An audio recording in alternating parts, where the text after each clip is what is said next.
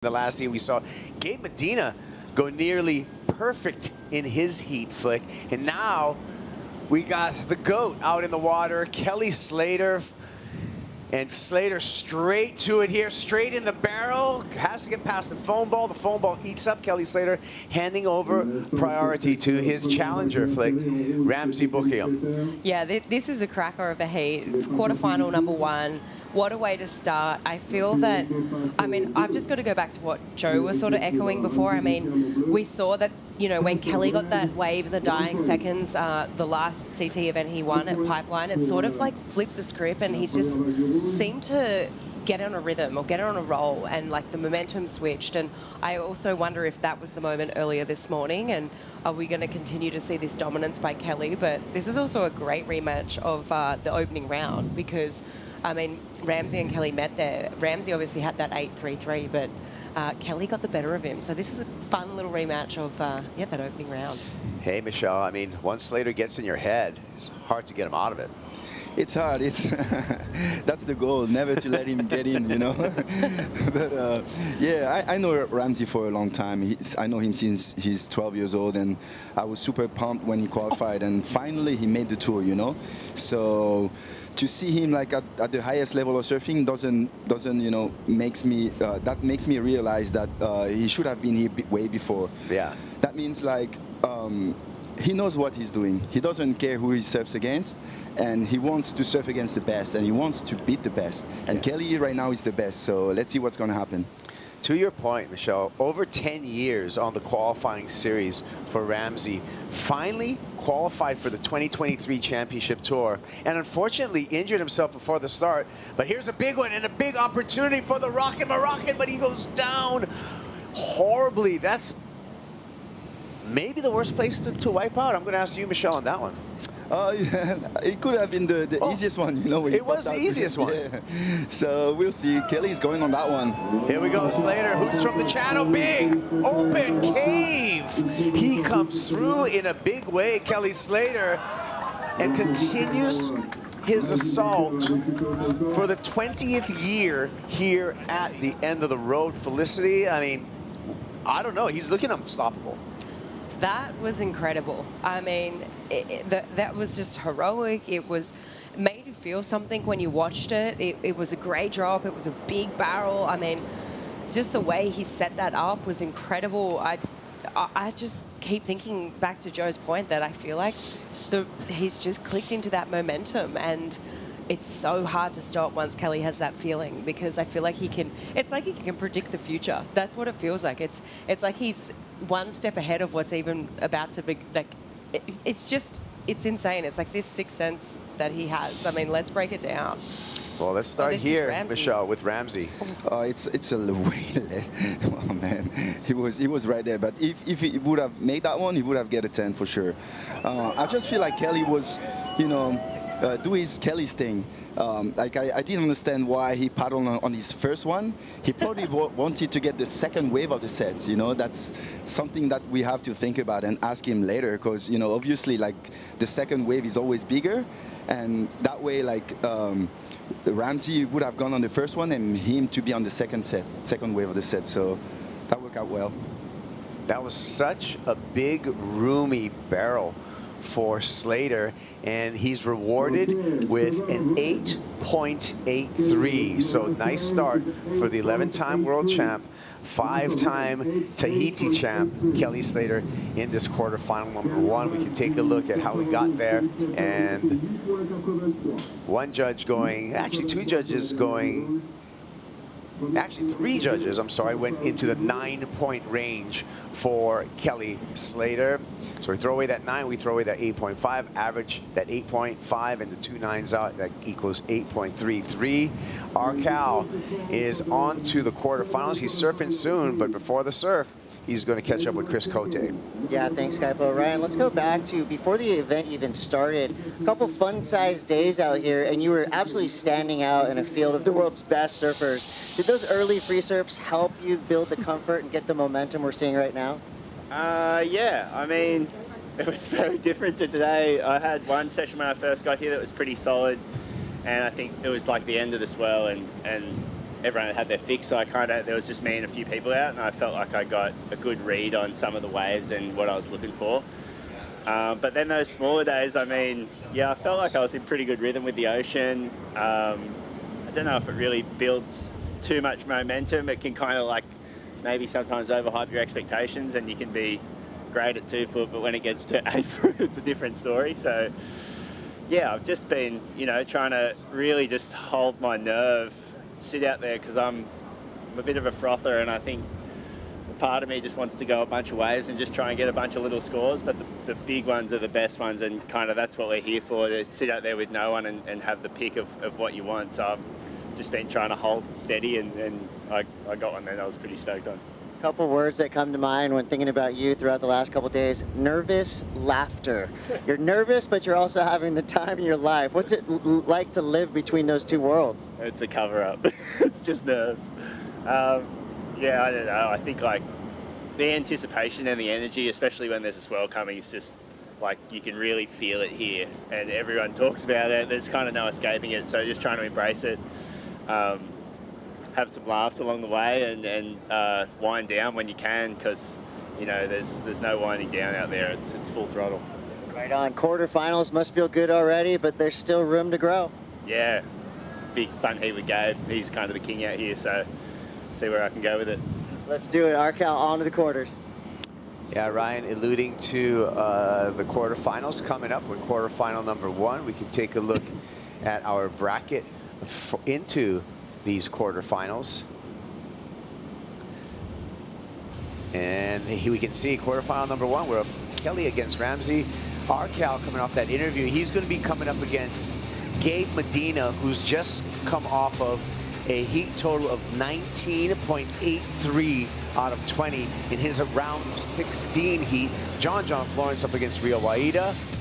And it's going to be friendly fire for Brazil, Felicity, Iago Dora, and Italo Ferreira. Yeah, friendly fire and 2 goofies too, which is going to be cool to break down and just see their different approaches. So really looking forward to quarter number 2 that's coming up next. And then just, I can't wait to see more of John as well. I feel like in the round of 16 heat, we just saw things we hadn't seen from anyone yet on their backhand. The way he was toying with the foam ball and like tail sliding was super technical. Michelle, I think it's a loaded bottom half of the draw when I look at this, with John and Gabe Medina both on the same side. Wow, we want to see that, right? Everyone wants to see that except Rio and Ryan. They all want to win, so we'll see what's going to happen. Yeah, I mean, yeah, just getting through that right there with that matchup, but that's why you got to stick around. It is an epic day, finals day here at the Showdown Tahiti Pro, presented by Autonon. And returning back to live action, we're going to throw it straight out into the water with Strider Wazalewski.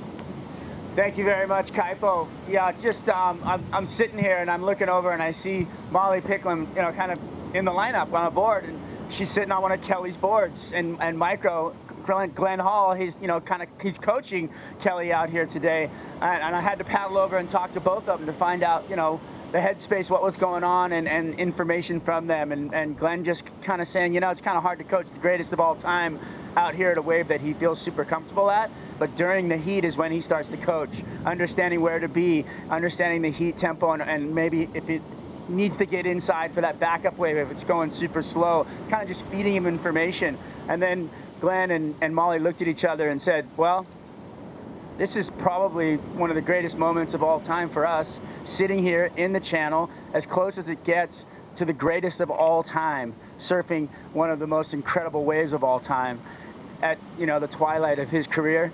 And it really made me reflect on how great we got it out here in the lineup and how beautiful of a moment all of these are. So thank you, GOAT. Can't wait for more. Yeah, thanks, Strider. Yeah, we all want more. The surfing world wants more. Slater, we said a 5-time champ out here, 2000, 2003, 2005, 2011, and then again in 2016. So just such an impressive track record out here. His average heat score up in the excellent range, 16.22 is what he averages over there. And gosh, you want to, you know, to memorialize this outstanding event we even got merchandise for you. You can go to the WSL store and check out the Tahiti collection. The Tahiti collection at the WSL store is actually pretty cool in that it has different countries represented in that Tahiti collection. You can get the Japanese version, the Brazilian version, Australian version, French version from the USA, all available there to memorialize what is and has been an epic event. To your memory, Michelle, does this event stand out to you from all the years that you've been watching this event? Absolutely, especially after Vahine won the event. Yeah. To me, that's the best event ever. You know, she made history yesterday to all of us, Tahitian people, all Polynesians and stuff. Even I know Hawaii is happy, New Zealand, and all the people that know what's going on around the world, and whoever loves Vahine, you know, like, and loves surfing at the same time. Like as I said before, like I feel like Vahine could have been surfing with the men. Yeah. Because she has that level, you know, so that was incredible surfing. Yeah, and think about her, you know, for the Olympics. Excuse me. Think about her for the Olympics, you know, and you made a good point in the connection of Polynesians. And I feel really comfortable here, that's right, because of the similarity in language. Hawaiian, Tahitian, and Maori all have very, very similar words in their language and cadence to the language, and so there's this connectivity through Polynesians because of that migration through the Pacific. And we had big swells migrating through the Pacific that make big barrels like Ramzi Boukhiam in and out, and that's going to be the start for the Rockin' Moroccan flick, and he's answering back to that 8.83 from Kelly Slater. Yeah, this is good. He's keeping at pace right now. I mean, instantly, I don't think it's going to be as near, you know, as high as Kelly's wave, the 8.83, but I mean, this was a good score. Oh, we hear the hoots. We see the water drawing off the reef. We see Slater paddling into this one. Drops in, gets a big pump, disappears foam ball. Giant spin for Slater, and Michelle Barres says, I don't think so. That was incredible, man. Like, not even Kelly Slater on that one. Wow, not even him. Like, so who can, right? That's the main question. Who can make that? He was too. I mean, the west barrel was way too thick, and the wave just come and eat Kelly alive. So, but that was a good try. Yeah. Real great effort for a 52-year-old right there. Talk about that. Just talk about inspiration. But yeah, do you think actually that there's physics involved, that there's some waves out here, Michelle, that are just unrideable? Unmakeable, I would say, if you're in the barrel. I mean, if you're really deep, yeah, of course, like you can't make it. But as you know, we always said, until someone's make it, it's makeable. Right.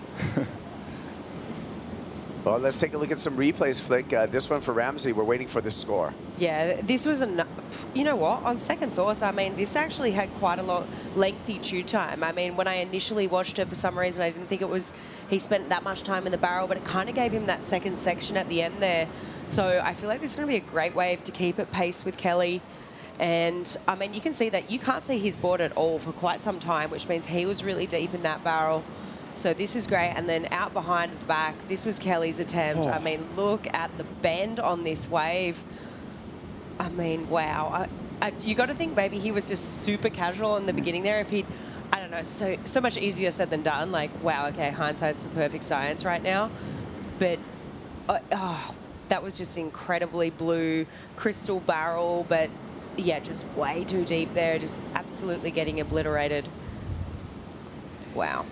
Yeah, he saw Gabe's tens, and that kind of, you know, makes him want to go deeper and stuff. And good on him. Like, if he would have made that one, he would have get another 10, and Ramzi would have been comboed, and the hit would have been almost done. Because obviously there's always two waves that comes, but it's a good effort.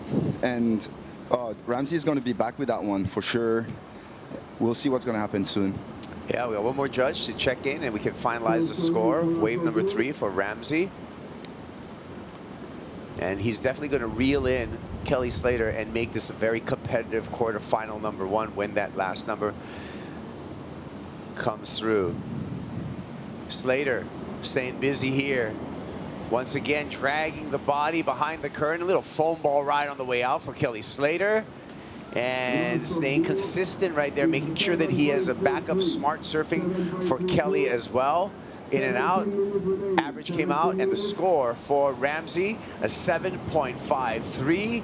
Heat is tightening up, and let's go to Strider Wasilewski. Kelly paddling by now. He asked about the score and what it was, kind of gave it a shoulder shrug, and when he paddled by after his last wave, he commented on the amazingly abusive, brutal wipeouts under that last wave. So, and he was, you know, he's like, oh man, I was so close. But that wipeout really, you know, it strained him. You could tell it, you could feel it, and he actually commented on it as he paddled by. So, no easy roads out here at the end of the road. It was the end of the road right there, bang, onto the inside. So let's see if he's climbing back on it. We got to get out of here in a sec. All right, so Kelly, we're still waiting for another score for Slater, and it will improve upon his score line when that number drops. It's just by how much is going to be the question. We're halfway through this heat at the 16-minute mark. Still anticipating a score and a situation change for Ramzi. He currently needs a 6.83. That requirement feels like it's likely going to grow. Yeah, I'd say so. I mean, Kelly's definitely improved on his situation. I mean, it was a shorter barrel, but it was super open. He did so well to get that one on the inside. Easily going to improve on this 2.17. So just smart surfing by Kelly, you know, really calculated. Break it down, Michelle. Yeah, he's, you know, he doesn't have priority, so he just want to put pressure on Ramzi, and this is what I like from Kelly. As soon as he comes out of the barrel, he kind of do a little turn to go back straight. You know, that kind of give a little plus, you know, on that wave, and I know the judges can see that they like it too. Number comes in for Slater. Watching this in slow motion as a flat 6. And just the technique again. So beautiful. And just that high exit that you talked about, this right here, Michelle, like straightening out, showing full control. Yeah, he shows that he has full control, and he's just different than anyone else. And he likes to be different, and he has to be to make things better. Yeah, so that shows how good he is. Yeah, it's just that little extra, right? He has. I mean, gosh, we already know Slater's an extra person. That's for sure. He's out in the lead right now with an 8.83 and a 6-point ride. Ramzi needs a 7.5. Can the Rocket Moroccan fight back and get into the semis? We're going to find out the conclusion. Quarterfinal number 1 after this Bonsoy brew break. Shiseido Tahiti Pro, and here comes Kelly Slater. Dropping into this one, pulling up, pulling in, riding over the foam ball. Slater does it again. He's leading Ramzi Boukhiam in quarterfinal number 1. Is Kuiper Girl along with Flick Palmentier and the Spartan Michelle Borez on the call here. Slater, the number just came in for that ride that we just witnessed. Number coming in at a 7.83. Kelly Slater goes excellent again in his heat total in Tahiti. The man, he's the man. What are you going to do, Flick? That's it. So good. I mean, right here, he was super deep there. I mean, he was riding the foam ball at the end, and just such a great read on wave selection and positioning. I mean, he's done that a couple of times now. Back in the round of 16 heat this morning too, he rode that foam ball, almost got bucked off. I mean, it's impressive. Michelle, at this wave, is Kelly Slater a sorcerer? Oh, of course he is. Oh, man. You know, because he's casting a spell right now at Teahupo'o. Yeah. You know, they have a good relationship. They know each other for a long time. Yeah. Yeah, actually, this is his 20th event. 20th event here at the end of the road. Look at the numbers there for Slater. That's the backup now. That 7.83. He opened up with an 8.83. He's on an absolute roll.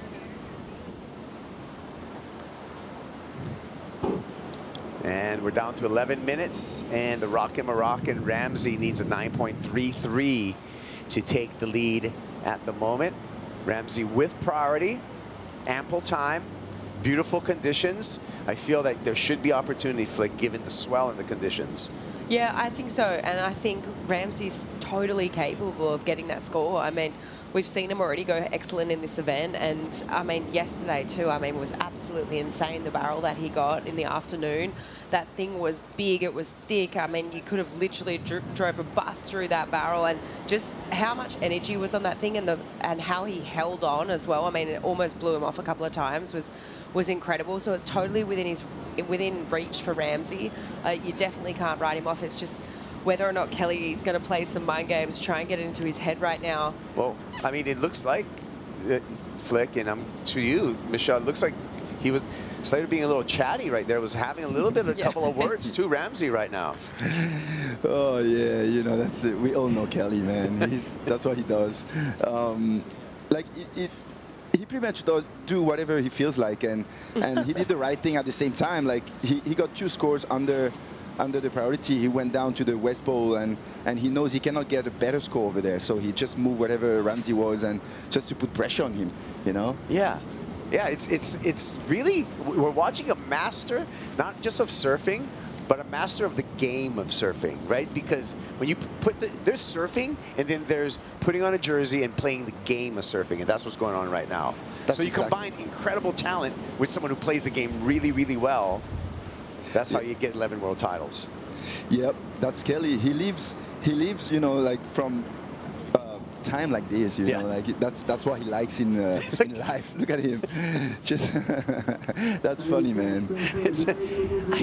It's almost like he's mentally toying with Ramzi at this moment. And to your point, I mean, you've surfed heats with Kelly. Michelle is like, he's comfortable because he just scored, because he got a keeper score under priority, so he feels good about that, right? And then he rubs it in, coming over there and talking to you. Yeah, of course. It just feels good. His energy comes all the way to us. Yeah. You know, we can feel him. And I know Ramzi knows it too. Yeah. And he's like, it doesn't matter to me. It's not going to work. I'm just, whatever, like, the way will come, I know I can get a score on. So he's just going to wait. Like, the next one has to be either a 10 or a 2. Yeah, if he doesn't make, you know what I mean. Yeah, I mean, yeah, you can't safety surf at all, Flick, at this point, looking at the requirement and the time on the clock. Yeah, I completely agree. I think the funny thing I heard the other day with you, Michelle, is it was either Joe or Kai asked, you know, like, what have you learned from Kelly, you know, after all these years? And you're like, just don't listen to Kelly. And I mean, right now, Ramzi really needs to take your advice, because 100%, you know, Kelly is trying to do whatever he can right now to get into Ramzi's head. I mean, and just positioning's a funny thing too. First of all, he went and positioned that little bit deeper than Ramzi, give him something to think about. Now he's gone a little bit wider. Yeah. I mean, yeah, of course he's going to be doing that. I mean, why wouldn't you if you're Kelly and you're sitting out there with that sort of lead? But, I mean, it's doable for Ramzi, 100%. He just needs to sort of shut that out. Yeah. Yeah, and then, you know, in a more competitive heat, you might want to go on that wave that we're just watching right now, going underneath both surfers. But Ramzi's very clear in his intent that he needs excellence, so he has to wait for an excellent wave. Exactly. He's not going to go on a 6 or even an 8.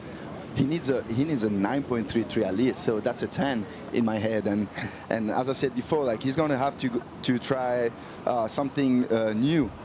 Maybe start deeper, get under the barrel like as late as he can, and stay longer in the barrel, and maybe catch the biggest wave of the day. Like, who knows? But I know he's capable of, and I know if the wave comes, he's gonna try his best for sure.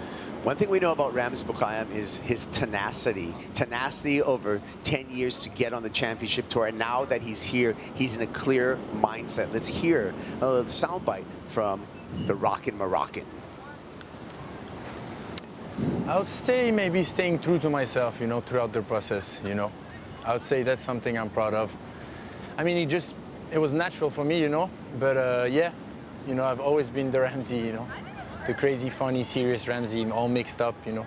Try to be the same with everyone, every person I meet all the time, in any situation. My parents gave me an education and try to apply this on a daily basis in life. Of course, making mistakes, doing bad things sometimes, you know, we all do it, but it's a learning process. But I think I would say that, you know, staying true to myself, having values, and try to keep straight with a little bit of, but always find the straight line. Yeah. You might weave in and out of lanes every once in a while, but as long as you find your way back into the straight line, It's an analogy for life right there coming from Ramzi. And a clear understanding, too, of his place and what he needs to do. That's why I talked about tenacity, Michelle. And you know Ramzi well. That's a word that comes to me when I see him and I see how dedicated he is. Absolutely. He put everything in on the line, you know, by stay on the QS for 10 years. A lot of us would have like drop off and not even try anymore, but he just stay until like he reaches his goal. And you know, he's the kind of guy that should have been on tour like way earlier, you know. There we go. Here we go, opportunity, long wall, couple of pumps here, way deep, way back in this barrel. Spin, and he comes out. Fired back, Ramzi Boukhiam. Talk about rock and roll. That was both. Wow. Need an excellent wave. Look at how energized he is, Flick, on the paddle back out here. Wow, that thing was insane. You couldn't have been any deeper. That's probably one of the deepest barrels we've seen. I mean, Gabriel Medina had, you know, obviously the 10 and then the high 9, but that to me was right there up with those two waves. I mean, he did exactly what you said he had to do, Michelle, just position himself that bit deeper, take off more under the lip. Kelly, lol. Oh, no. Look at this, Michelle. Hey, seriously, I gave up. I thought he wouldn't, like, he was way too deep. Look at that. Oh, my. I gave up on him. You know, I'm his friend, but I gave up on him to tell you that he was that deep in a barrel. That's incredible, man. Oh, man, the 3 pumps before that and then having to clear that foam ball, Flick.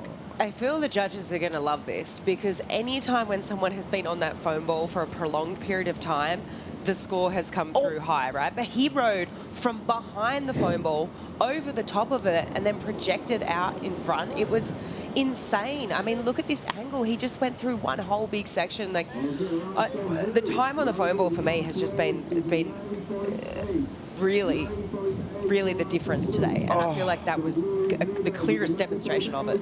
Look at the numbers. Look at the numbers. One judge goes 10, a 9.8. Ramzi, tenacity, we were talking about it, and it came true. He's turned the heat. This is incredible drama, incredible surfing, incredible waves, Michelle. That's crazy. We talked about it just before, and he obviously did it. You know, it's easy for us to say it, but like to actually do it, you know, that's another level. And to have that much pressure from Kelly, knowing Kelly is right there and he needs a 9.33 to succeed, and knowing that it's either like win or lose right now, like break or make, you know. And he actually did it, so that's incredible. Talk about a warrior strider, Ramzi coming through that barrel. For the goofy foots, baby, that was incredible. I mean, I just want to talk about looking into the barrel. He's completely disappeared. I mean, gone. In my book, that was a 10, and he was in over the foam ball. And to have the weight distribution, to understand how to technically ride out of that is next level. I mean, everybody that you know would try to be leaning forward and try to be coming out, and he was centered and almost back so that he could ride over the foam ball. Incredible work for Ramzi right there. I mean, that was as technical as it gets. Hats off, my friend. Incredible. Thanks, Strider. We're watching the vision once again, and to back you up on that, that was incredible. Absolutely incredible. That was a 10. Yeah, I mean, but we've been a little frugal on the 10s today. We did see one. Yep. But wow, just the level, Flick, the level that we're seeing. Yeah, I think in terms of technical barrels, especially on your forehand, I don't think it gets more technical than that. I mean, the fact that he could ride come from behind the foam ball, we'll get back to that. Kelly's going. He can come back for 8.31 is what he needs. Stalls, gets in the barrel, little side slip action on the way out. Shorter barrel, not the type of drama that we saw in some of the previous rides. He needs an 8.31, so it needs to land somewhere between his 8.83 and his 7.83 on that occasion. I want to get your initial thoughts, Michelle.